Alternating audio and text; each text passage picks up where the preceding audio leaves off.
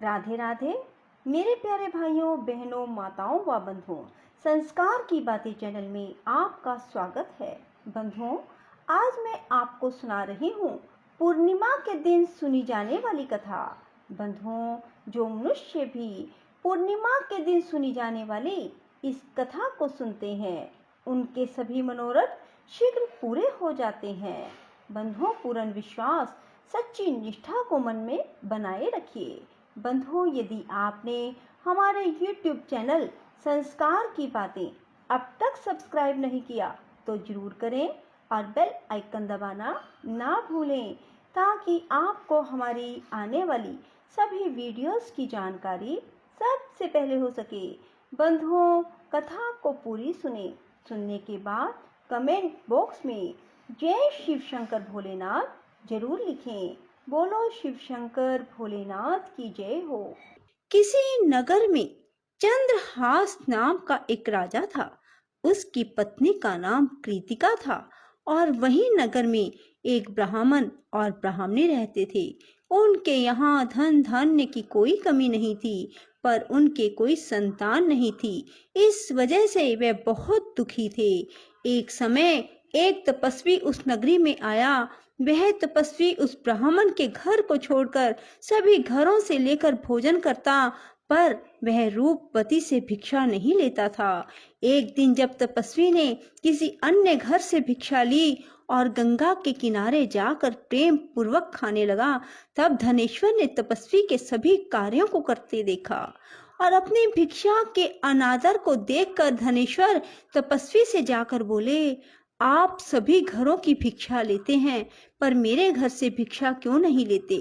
तब तपस्वी ने कहा, जो निसंतान हो उसके घर की भिक्षा बड़ी पापदायिनी मानी जाती है। पतितों का अन्न खाने से मनुष्य आप भी पतित हो जाता है। क्योंकि तुम निसंतान हो, इसलिए मैं तुम्हारे घर की भिक्षा नहीं ले सकता। धनेश्वर ने तपस्वी के पैर पकड़ लिए और बोला, मुझे आप पुत्र प्राप्ति का उपाय बताइए, मेरे इस दुख को खत्म करें। आप मेरे दुख को खत्म करने में समर्थ हैं। तब उसके द्वारा प्रार्थना करने पर तपस्वी कहने लगा, तुम चंडी की आराधना करो। और आकर उसने ब्राह्मणी को सारी बात बताई और खुद चंडी की तपस्या करने के लिए वन में चला गया। उसने चंडी की उपासना की, उपवास किया और 16वें दिन उसे चंडी ने दर्शन दिया और कहा कि तुम्हारे पुत्र होगा, पर वह 16 वर्ष का हो जाएगा तो मृत्यु को प्राप्त हो जाएगा। पर यदि तुम 32 पूर्णिमा का व्रत करोगे तो वह दीर्घायु प्राप्त करेगा। जितनी तुम्हारी समर्था हो उतने घी के दीपक बनाकर शिवलिंग के सामने जगाना, पर ऐसा 32 पूर्णिमा को ही करना। प्रातः काल होने पर इस स्थान पर तुम्हें एक आम का पेड़ दिखाई देगा। पेड़ पर चढ़कर एक आम तोड़ना और घर ले जाकर पत्नी को दे देना। अब वह स्वप्न से जागा और पत्नी को सारी बात बताई। स्नान करके पत्नी को खिलाना। प्रातः काल होने पर इस स्थान पर तुम्हें एक आम का पेड़ दिखाई देगा। पेड़ पर चढ़कर एक आम तोड़ना और घर ले जाकर पत्नी को सारी बात बताना और स्नान करके पत्नी को खिलाना। उसके संतान होगी। जब वह सवेरे उठा, उसने वहां एक आम के पेड़ को देखा और आम लगा देखा, पर वह आम तोड़ ना पाया क्योंकि आम बहुत ऊंचे लगा था। और गणेश जी से प्रार्थना करने लगा कि हे गणेश जी, मेरा कार्य सिद्ध करें और मैं अपना मनोरथ पूर्ण कर सकूं। गणेश जी की कृपा से धनेश्वर पेड़ पर चढ़ गया और उस फल को देखा। उसे महसूस हुआ कि ये तो वही वरदान वाला फल है, और उसने तोड़ा और पेड़ से नीचे उतर आया और फिर घर जाकर उसने अपनी पत्नी को दिया। 9वें महीने उसके पुत्र पैदा हुआ और पुत्र बहुत ही सुंदर और सुशील था। उसकी माता पिता ने 32 पूर्णमासी का व्रत करना शुरू कर दिया। 16वां वर्ष लगते ही माता पिता को चिंता होने लगी कि कहीं 16 वर्ष होने पर बेटे की मृत्यु तो नहीं हो जाएगी। इसलिए उन्होंने अपने मन में विचार किया कि ये घटना अगर उनके सामने घटित हुई तो क्या होगा। उन्होंने उस बच्चे के मामा को बुलवाया और कहा कि हमारी इच्छा है कि देवी दास को तुम 1 वर्ष के लिए काशी में ले जाकर विद्या ग्रहण करवाओ। उसे अकेला बिल्कुल नहीं छोड़ना, तुम सदा उसके साथ रहना। और इस तरह से उन्होंने अपने बेटे को 1 वर्ष के लिए काशी भेज दिया। किंतु यह बात मामा को नहीं बताई। धनेश्वर ने अपने पुत्र की मंगल कामना के लिए भगवती की आराधना शुरू कर दी और फिर 32 पूर्णिमा का व्रत पूरा कर लिया। कुछ दिनों के बाद मामा भांजा किसी गांव में ठहरे हुए थे। जिस धर्मशाला में वे ठहरे हुए थे वहां एक बारात ठहरी हुई थी। लगन के समय वर को कोई रोग हो गया। वर के पिता ने कुटुंबियों के साथ विचार विमर्श किया कि वह देवीदास को वर के रूप में ले जाते हैं और बाद में विवाह के अन्य काम अपने पुत्र के साथ करवा देंगे। वर का पिता देवीदास के पास गया और बोला, तुम थोड़ी देर के लिए अपने भांजे को हमें दे दो ताकि लगन का काम सुचारू रूप से हो सके।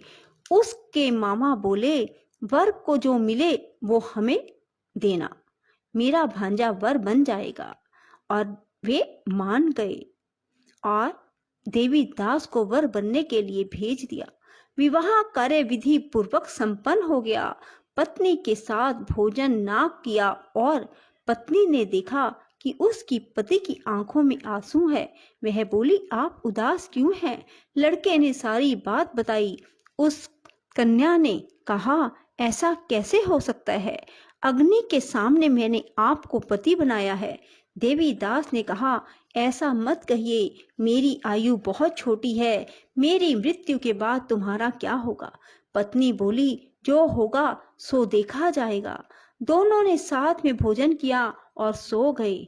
देवीदास ने जाने से पहले अपनी पत्नी को 3 नगों से जड़ी अंगूठी दी और एक रुमाल दिया और कहा कि इसे मेरा संकेत समझकर स्थिर चित्त हो जाओ। मेरा जन्म मरण जानने के लिए एक पुष्प वाटिका लगाओ और वहां नव मल्लिका लगाओ और उसे जल से सिंचित करती रहो।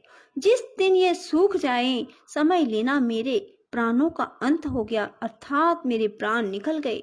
जब ये फिर से हरे भरे हो जाएं तो समझ लेना मैं जीवित हो गया हूँ और इसे मेरा संकेत समझना। प्रातः काल होते ही विवाह कार्य संपन्न हुए तो कन्या ने अपने पिता से कहा, यह मेरा पति नहीं है, मेरा पति वही है जिसका रात्रि में मेरे साथ विवाह हुआ था। यदि यह मेरा पति है तो मुझे बताए कि रात्रि में हमारी क्या बातें हुई थी, इसने मुझे क्या दिया। ये बातें सुनकर वर कहता, मैं कुछ नहीं जानता। वह लज्जित होकर वहां से चला गया और बारात भी वापस लौट गई। मामा भांजा काशी विद्या अध्ययन के लिए चले गए और एक दिन काल से प्रेरित होकर एक सर्प देवीदास को काटने के लिए वहां पहुंचा। जहर की ज्वाला से सारे स्थान जहरीला हो गया। पूर्णिमा व्रत की कृपा से सांप उसे काट ना पाया। काल वहां आया, उसके शरीर से उसके प्राणों को निकालने की कोशिश करने लगा और वह मूर्छित हो गया। भगवान शिव पार्वती भी वहां आए। उसे मूर्छित दशा में देखकर माता पार्वती ने शिव जी से कहा, इसकी माता ने 32 पूर्णिमा का व्रत किया था, इसे प्राण दें।